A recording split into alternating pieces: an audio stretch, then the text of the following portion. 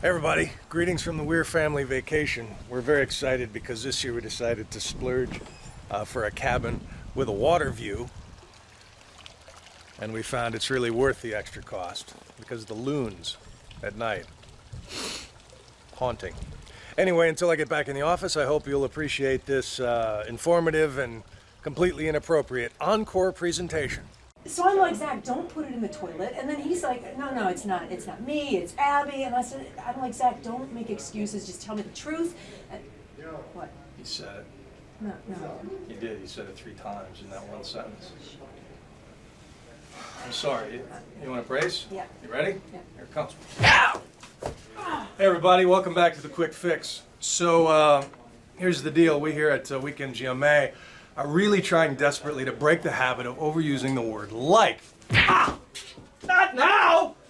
I'm explaining it to him right now. So I've been a bit hypersensitive to this awful word ever since my 5-year-old came home and announced that Ariel is like the coolest mermaid ever.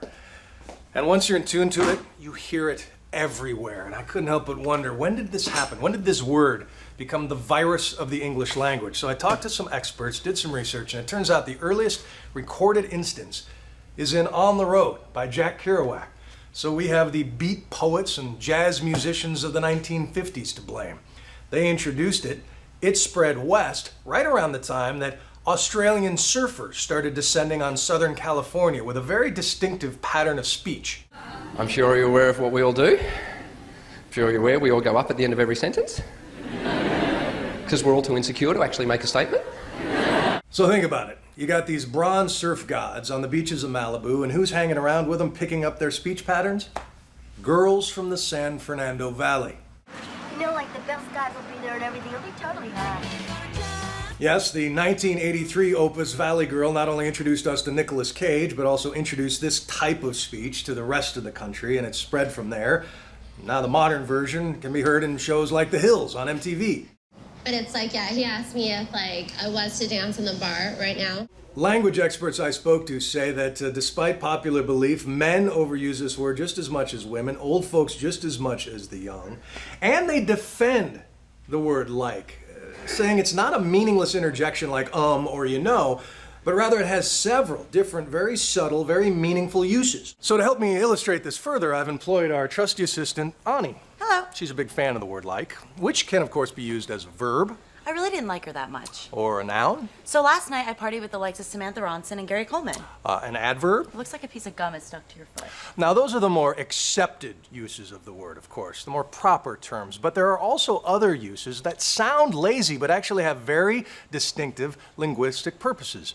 For example? She was like, you should totally buy that purse, and I was like, totes my goats, but I wish it came in blue. That is known as a quotative complementizer. It basically highlights quotations in a retold story.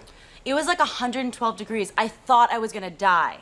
That's known as a approximative adverb. We know it wasn't really 112 degrees. We just know it was really hot because she highlighted it with the word like. And then there's what's known as a discourse marker. I love Marisol. Like, she's so nice and funny. Even though her stomach is huge, her cankles are way out of crap. So it turns out that the word that we all hate so much is actually not the language parasite we think it is.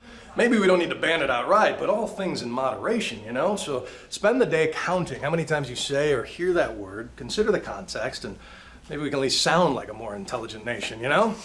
Ah! Like I can handle, man. It's you know that drives me crazy. You know. I know!